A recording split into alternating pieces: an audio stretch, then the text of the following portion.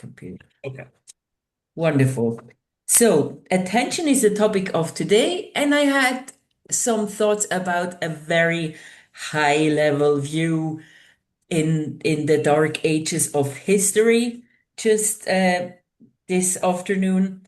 And I thought, what was the economy of attention originally?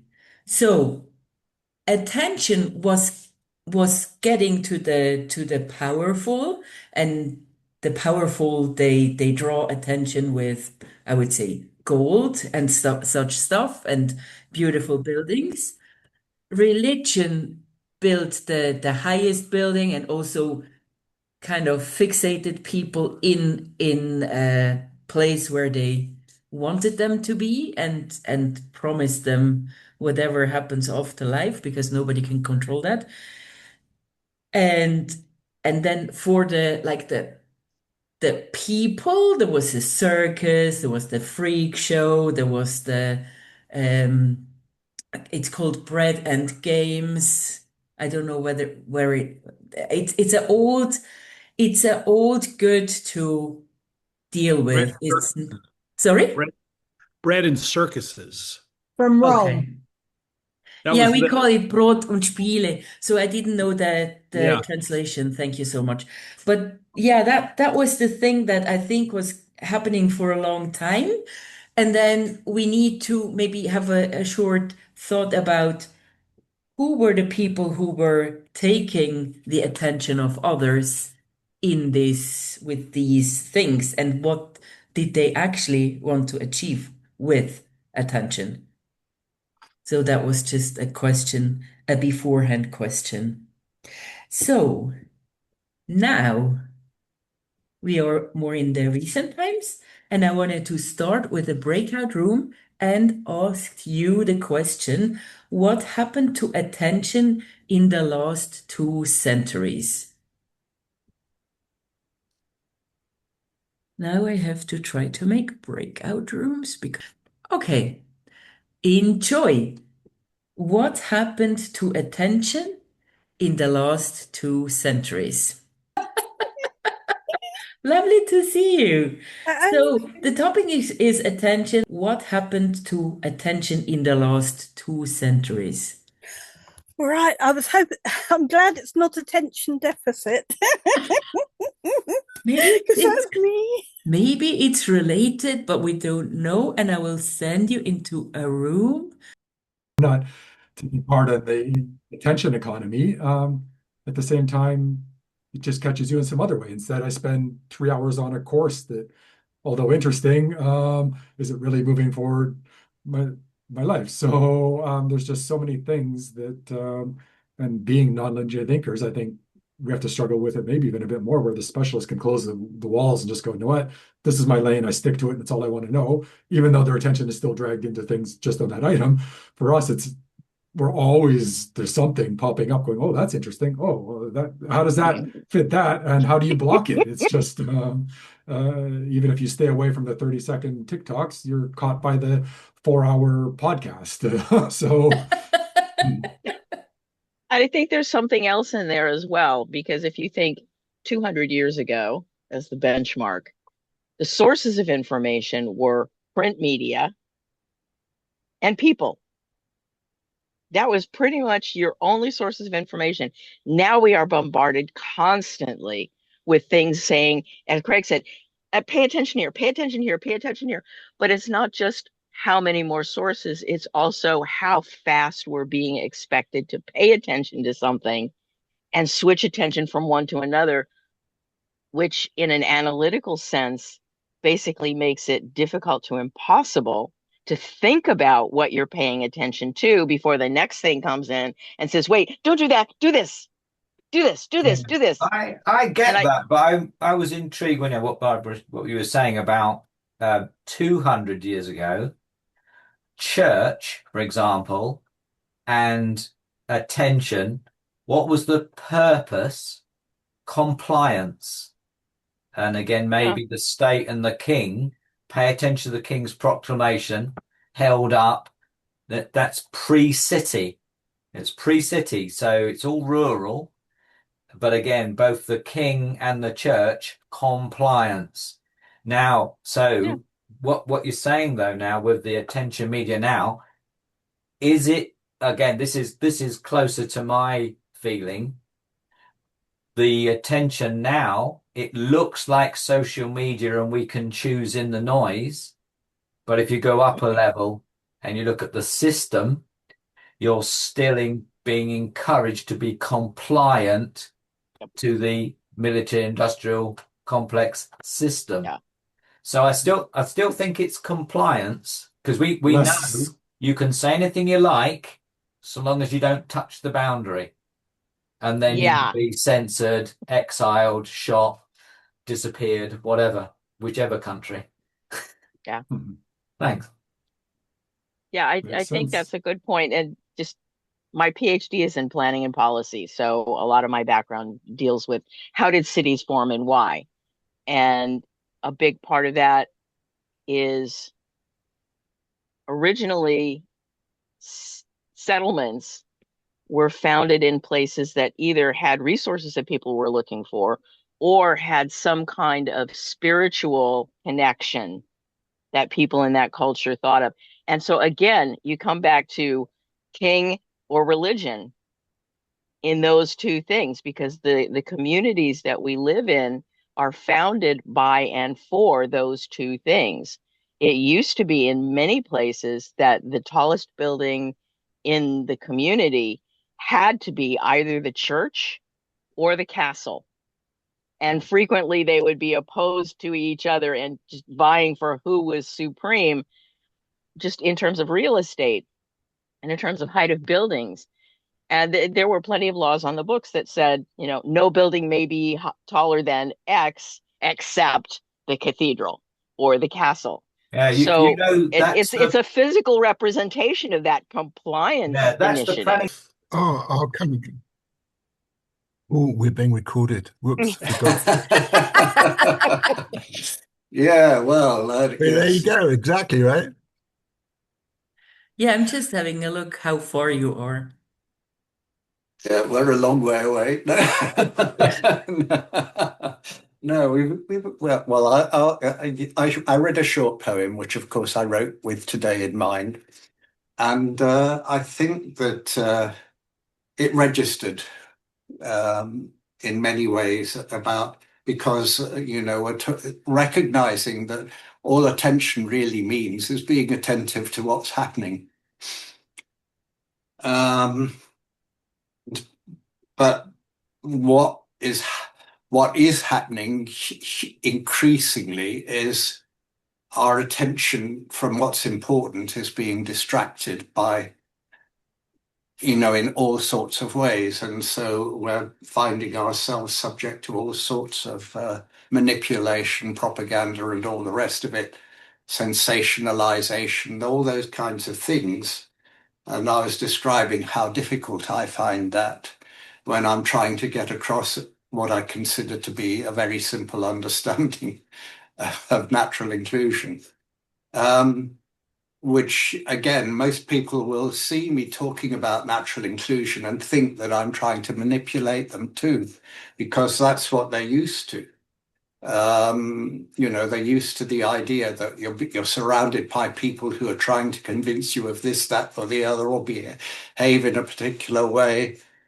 And all I'm trying to say is that actually, how we actually are in the world.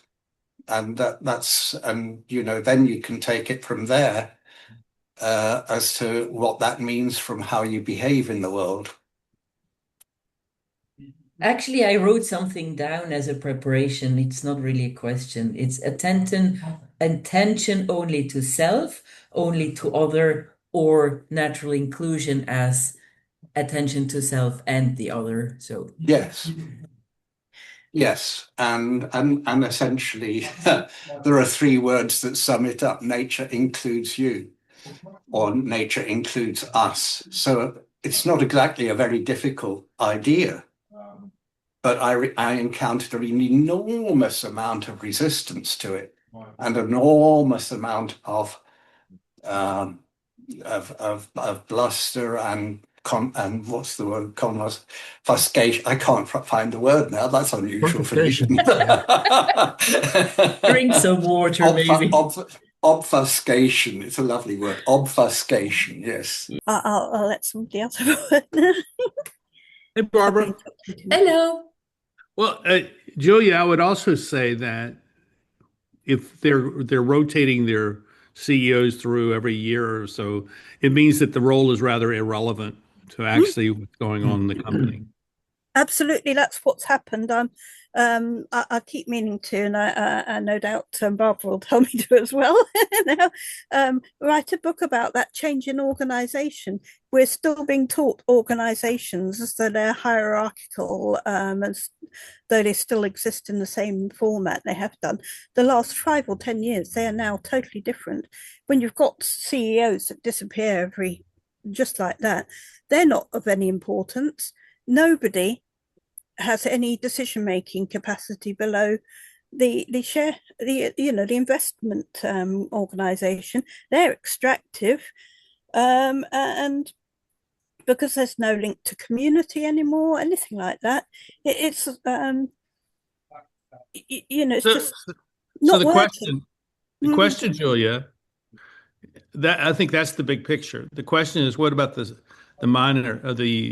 minimal picture, the picture of what we do on a daily basis? I think that's the question. How do we focus our attention in what we do? We're going to be attending to Barbara's group here for the next hour, but what about after that hour? What are we going to do the next hour? I think that's probably more important than what the news that we're fed by the media conglomerates and then social media influencers. I think that's where we can draw a line, make a cut, and say, okay, that's over there. We're here. This is what's important to us. So I close the rooms. That means you have 1 more minute to discuss. So welcome back from the breakout rooms. Who wants to tell us?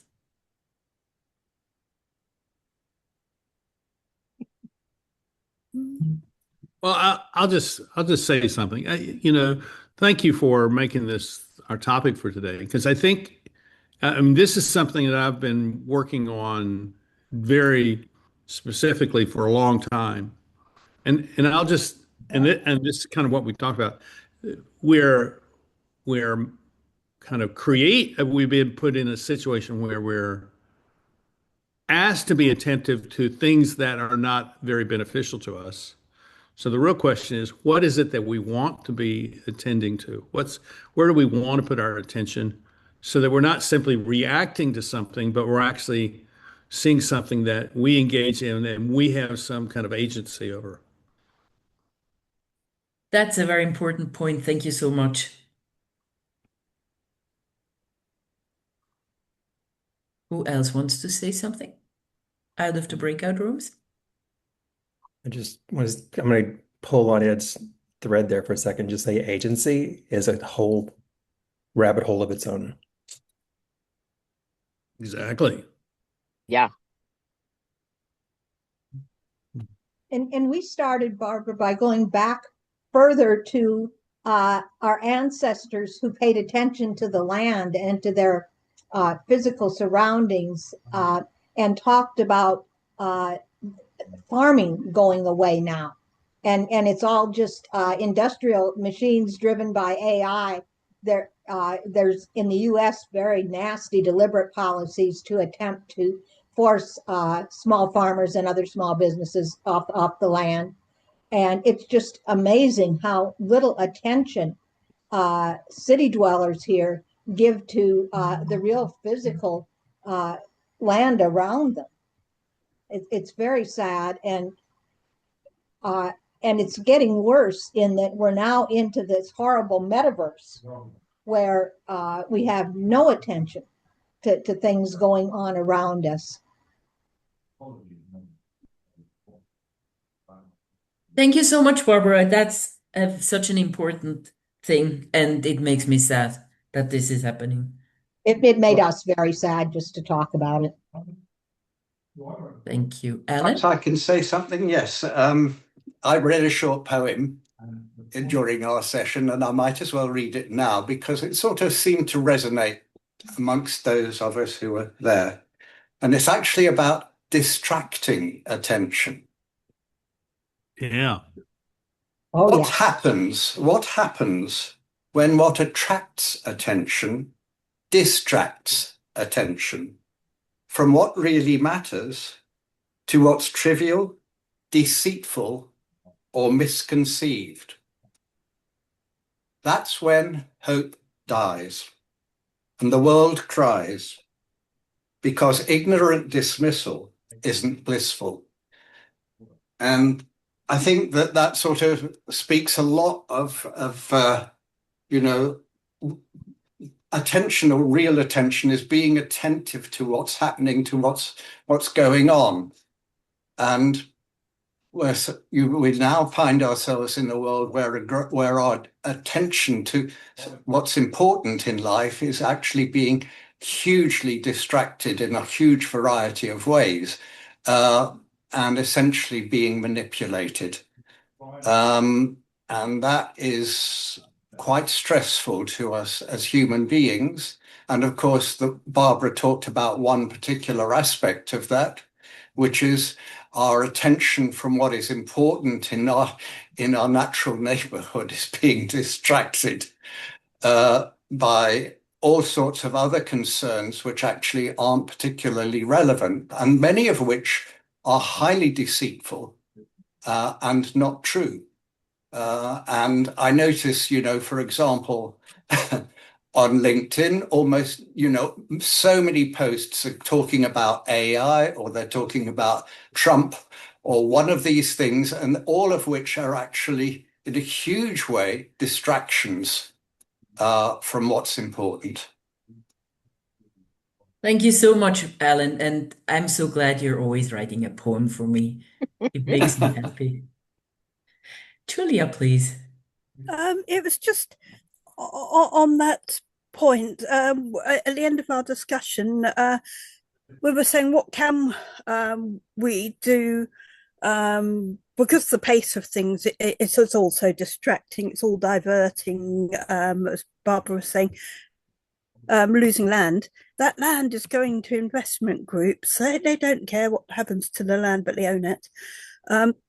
The point, the solving it came down simply to looking at community, because local community has an understanding of that. We're losing it to social media, to other things. It's what would we do outside this? It is we keep our community going. We keep being aware of which little bits of land are being taken, what's being polluted, whatever. If we understand our community, if we can help keep people going, keep that safety net, then that is possibly our best use of time. It seems to be. It's not the big project. It's not the thing that gets you prestige, but it's the thing that brings people together, and that's what we need now. Is something to bring people together, because then we'll know if people from outside our community are coming in to cause trouble for some reason or another, because we'll go, you're not from around here, you'd know we actually like each other. We don't want people causing trouble. Or if somebody's going to build on a patch of land that's been there for centuries doing wonderful things, it always has a flower meadow in the summer or something.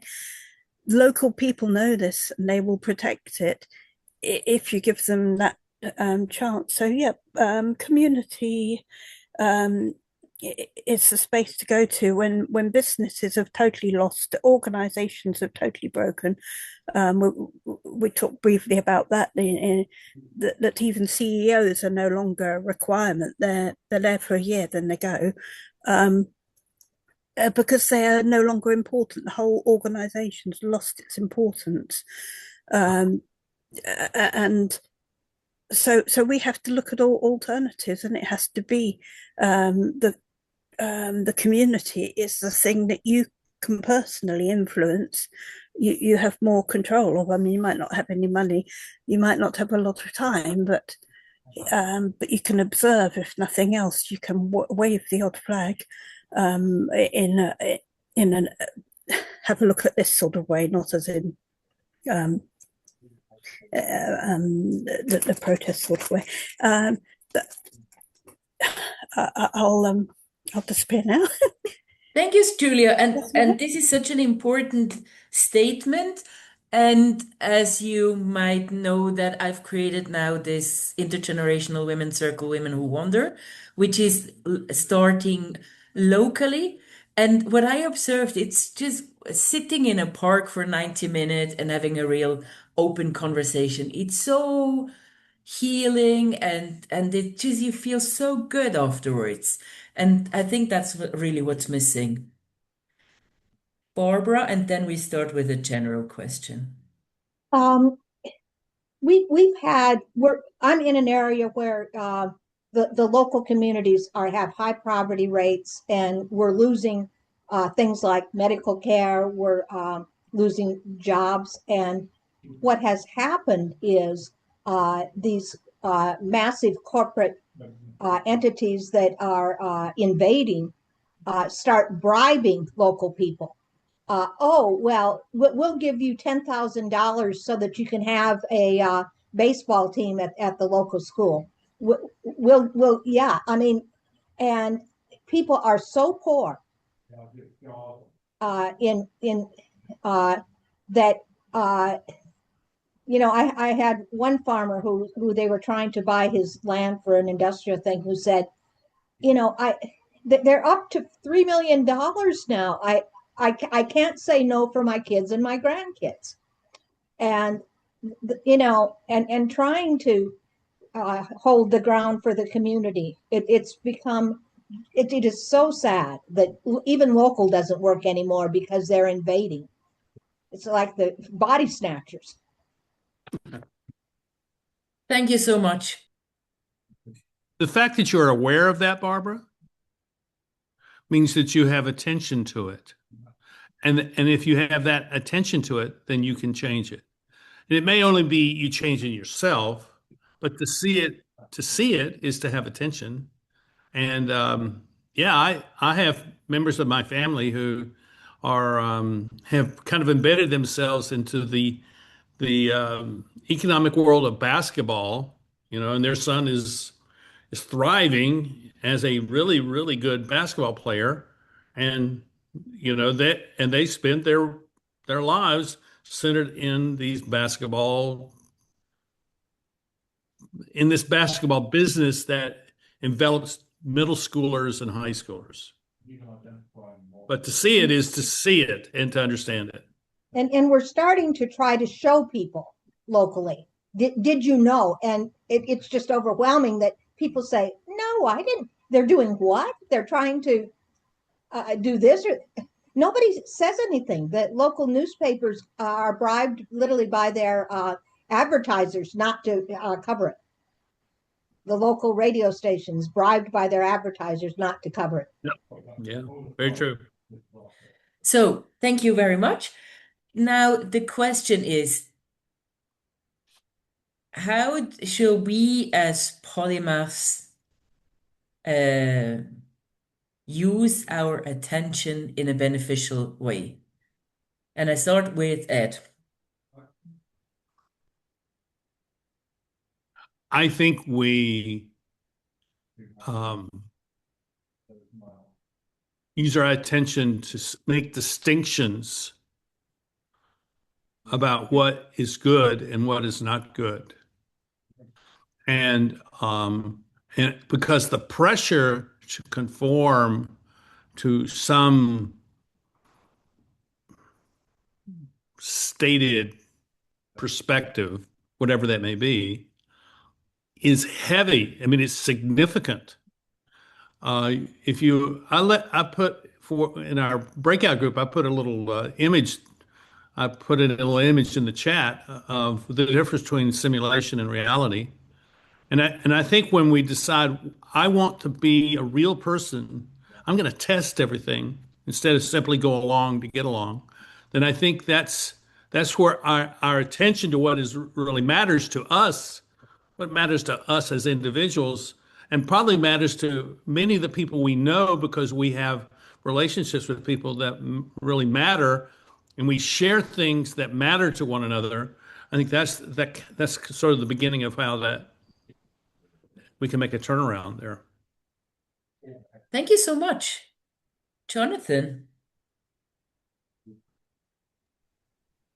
So, following from that, yeah, discernment is the word of the day, and the other one is, I think this sort of crept up in some of the conversations recently that I've been having, is that if we're looking for new information, say we're looking at the news, often the news is the same every day, so it's not new. So I've been catching myself on that. So I'm following, like the war in Ukraine, but every day the underlying core of the news is pretty much the same every day. So I know, my self-awareness is telling me to just cut down on that because it's just not changing in a meaningful way. I say that, and that's just one strand. Thanks. Thank you so much. That's a great observation. Lou, please, and hello. Hi, Barbara. Hi, everyone. Yeah, I love the topic today. And funnily enough, Barbara, I watched, sorry, I read Stolen Focus by, is it Johan Hari? About how all the tech companies are intentionally stealing our attention, but also not just ours, but the youth of today. If you think about the youth of today is, on screens and things, their attention has been completely stolen from how we were educated, probably, 30, 40, 50 years ago, however old we are. But anyway, back to your question, what should we be doing? Um, the guy I love on this, and he's just brilliant, is Ian McGilchrist, and he Mhm. talks about how are we attending to attention. And I love what he says because he talks about the world's systems are pretty much built on left hemisphere system thinking. And that is more processed, logical. Um, and what he's saying is that's become the master of our world, that side of things. And it's not that one or the other is good or bad. We need both, but it's the ratio of how the world is attending to those two sides. So if we make the right hand hemisphere attending to that, the master, and in his book, The Master in His Hemisphere, Emissy, is really brilliant, I think. And The Matter of Things, I haven't got that one yet because that's a super massive volume, but it's supposed to be brilliant. But that's, again, the thing I noticed this morning is the government's attention, as John pointed out with the news every day, the government's attention this morning, I saw an article that says the governments are going to put more in spending into defense rather than health and education. And that means they're putting the attention on defense and wars. And that kind of, it's a self-fulfilling thing, isn't it, really? I think I love the quote of, I think it's Tony Robbins, where our attention goes, energy flows. So anyway, I'll leave it at that. Yeah, that's very true. And I love Ian McGilchrist, the right hemisphere is the sense maker of the world. Yes, And a lot of the stuff that distracts our attention is actually nonsensical. exactly, exactly. And he talks about the right hand hemisphere being, that's our creative side, that's our spiritual side, our sacred side, our soul side. And with that, I really think the world, humanity needs to really ask the question, what does it mean to be human? Why are we here? Why are we here? Because, where is our attention going? because at the moment our attention has been stolen, as Johan Hari said, to really, filter into a Ponzi scheme with 12 people in the world being richer than the 4 billion in the world. So that shows where the attention's going right now, in that one fact of where all the money is lying with these 12 people. So anyway, I'll stop there. The money hoarders. Thank you very much, Lou. Yeah, thanks, Barbara. DT, please. Just following up on that, I had a thought that just disappeared. I'm thinking in terms of what should we be doing? And I think for me personally, I can do really intense focus and pay deep attention to something and almost lose connection with the outside world. I try not to let that happen, because it happened once and I started doing something, and then 8 hours later somebody came into the room and said, "Haven't you moved?" And it's like, no, actually I didn't. This is not a good thing. But so I can do that, and I can also pay attention to lots of different things and see all the connections. I think one of the things maybe we can do is bridge the two, since we can, at least some of us can do both. Not everybody does hyper focus, not everybody does hyper focus to the same extent, etc.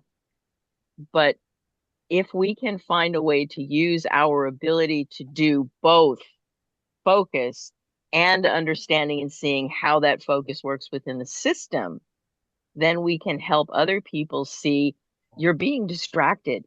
This is intentional. They're doing this to manipulate you. And there's certainly more to it than that, but I think we're in a unique position if we can find the sweet spot between those two things and then find a way of communicating that to other people. Thank you very much. That is such an important thing. I saw Alan's eyes lit up because he talks of swan and hawk, which is a great metaphor to say that. And I have started to create a hyper focus for a very boring task in my medical practice, where I have to something that I don't really like to do. And when I create this hyper focus, I can do it very fast.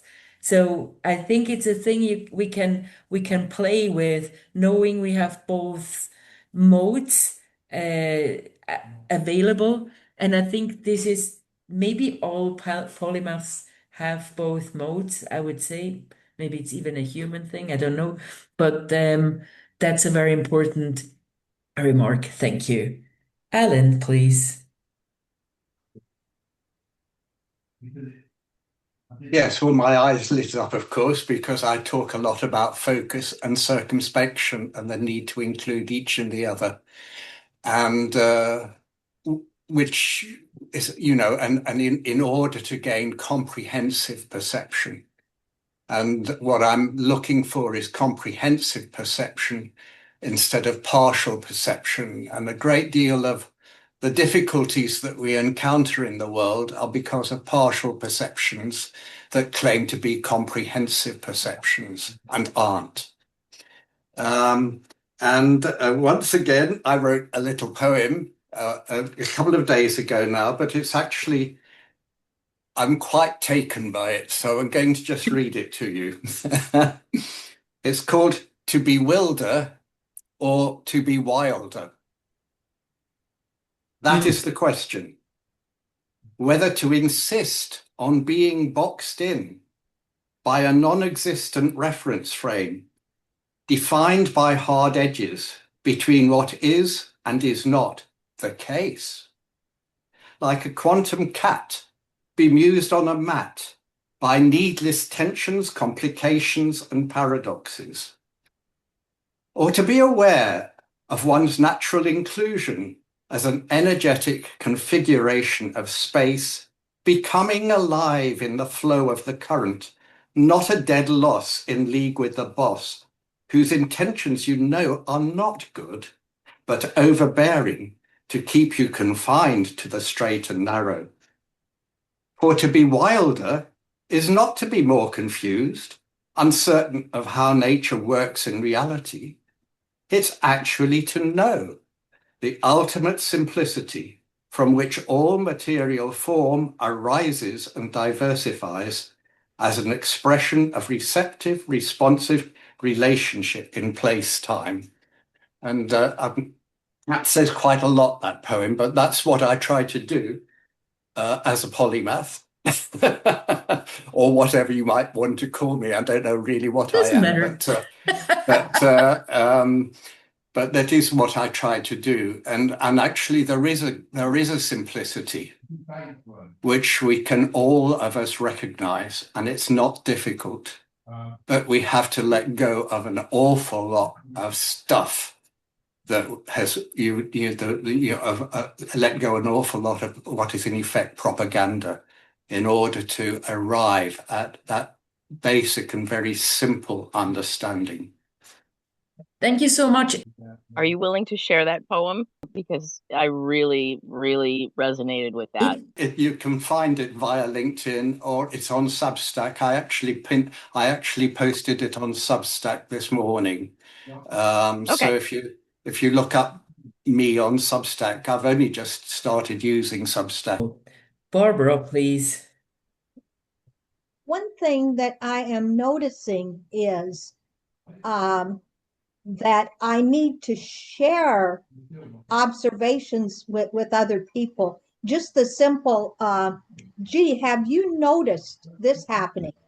And not in a fool, don't you see it? But in the, gee, I wonder if anybody else has noticed it. And I've had amazing discussions with people who went, nah, but you can't unsee these things, right? And as soon as people start talking about it,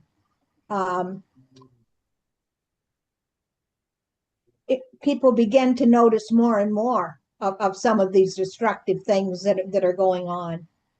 And I think, this group is a great group where we can talk about it and share things we're noticing, and kick back and forth ideas about what else we should be, the strings that we should be pulling to try and figure out what's happening and how we should be reacting to that.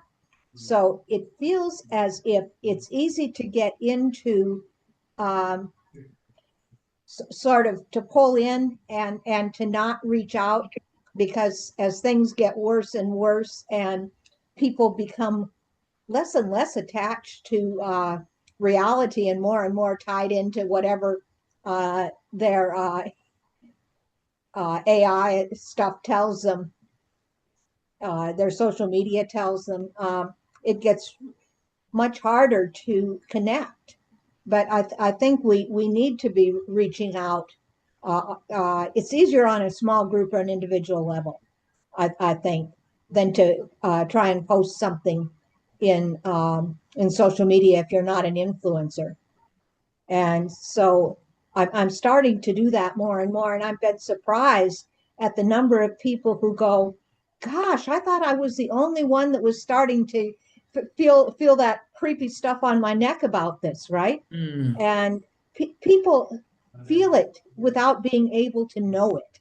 And maybe one of our real important things that we can do is to gently give voice for people to the feeling that they have that things are wrong. And social media and AI is not such a nice companion. And to really help them think through that and to bring them back to more awareness of what's actually happening. Thank you so much. And this is generally an important thing, that to talk to others about what we noticed or what we thought about. I often think it's kind of obvious, but many times it isn't. So it's important to share that. And the other thing is, social media is also a great observer of us. So it kind of maps us out. And maybe being a polymath is a protection from being totally observed and channeled into a stupid direction. But yeah, Craig, please. We also, Barbara, just sometimes we are not as fully aware as we should be of how much we're aware of that the average person is not. Just as a polymath, we tend to be in a broader reality. We're not siloed and we're not ultra specialized, and so we need to be aware that other people don't have those cognitive skills, and we need to help them to get out of their silos and to expand just a little bit more because they can. They're just discouraged from doing it. Yeah, they're funneled into narrowness. Craig, please. But you've all covered it so well. When I first got the message this week, I started to think on the topic, and it made me realize, well, I tell myself, oh, I don't take part in social media. I'm not on doom scrolling on TikTok. Do a bit of an audit and think about where is my attention going. And instead, it gets on a 4-hour course or a 2-hour podcast or all those kind of things. Was it you who said, I'm not paying attention to a 2-minute video on TikTok, but instead of 2 hours on a podcast? Somebody said that somewhere. So yeah, thank you so Yeah, much. that was me. Maybe we do need to spend more time helping people connect those dots and pointing out hypocrisies and where people are trying to take your attention and why the root cause. Thank you so much. Julia, please. It's difficult because a lot of things I've realized are being edged towards politics that weren't politics, or shouldn't be politics. Like any environmental discussion can become politics. Any discussion about migration becomes politics. Any discussion about compassion, about mental health, about well-being, even about things like autism and so on, has all become political. So it's now taboo. And when you talk about things, social media does filter things out in its own special way. And so you especially, and I'm not being wrong here, it's clear that women are filtered out more, dampened, whereas men's voices are amplified. And this isn't just hearsay. This is based on actual statistical information and measurements. So it's a concern that voices are becoming sidelined, that should be mainstream discussions. We should be able to say people with disabilities need support, whether or not that money is required for bombs is another matter, but we still need to provide support for disabled people regardless. And it's just so difficult. It's not attention, it is distraction. I would say a lot of it's distraction, and I'll close here. That's an important thing because we can't talk about attention without talking about non-attention. And distraction is, in a way, non-attention. So distraction means I can make a war to obfuscate what wrongs I've done to children and stuff like this. So yeah. Sankalp, please. Attention is like a variable thing now, and when it's a variable, then you automatically start thinking about what kind of insights you are having with attention. But attention is not the first thing. Means the first paper which came, attention is all you need, is not enough. There is something more. You are here. You are like here as a visitor, or we don't know, but we all are getting those things.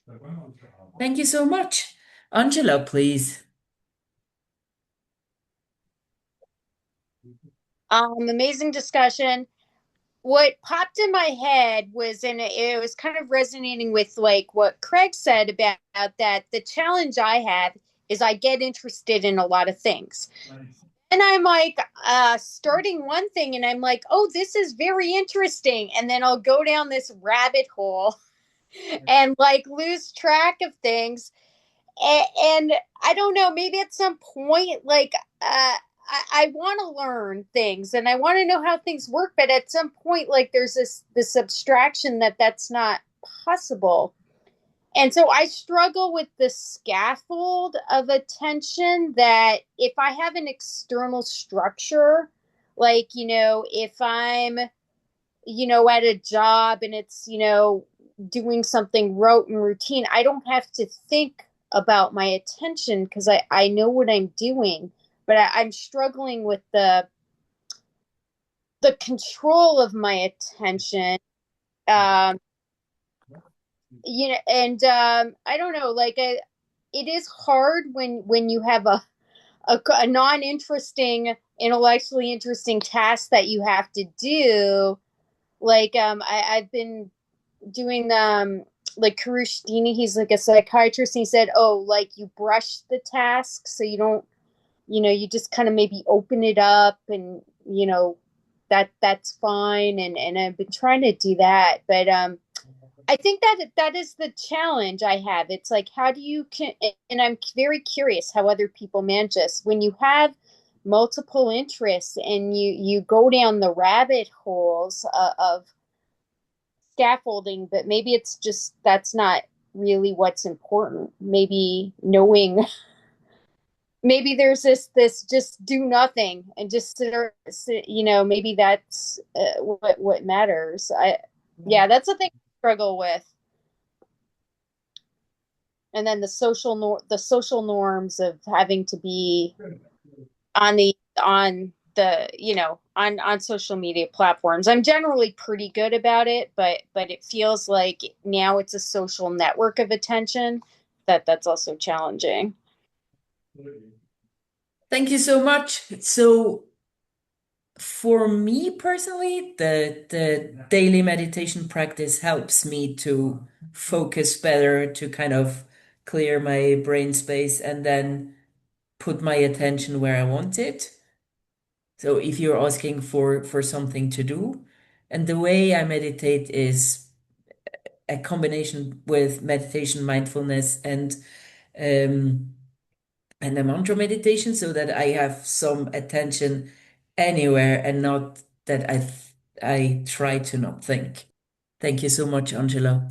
Vishwa. I was thinking about two things: ADHD, attention deficit hyperactivity disorder, or whatever that means, in a more right and left oriented world, understanding. And the second thing that was coming to me before that, it was like attention and stand at ease. That's all. Like attention, stand at ease. So this thing that is the regiment, that was all that was coming to me, really. Else I was just listening. Thank you so much. What important thing has not been said yet?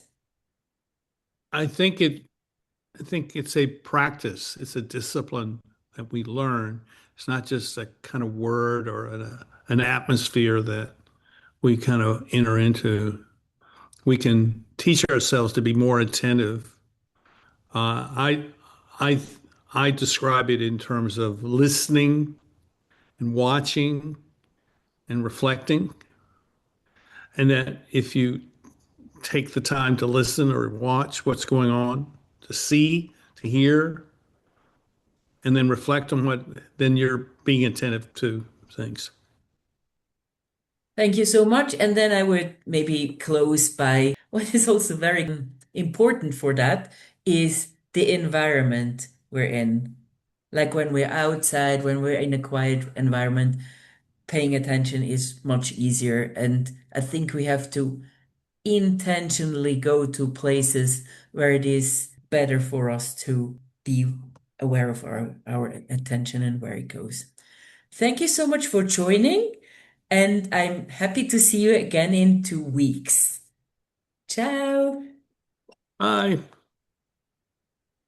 Ciao, guys. Ciao. Thanks, Barbara. Thank you as well.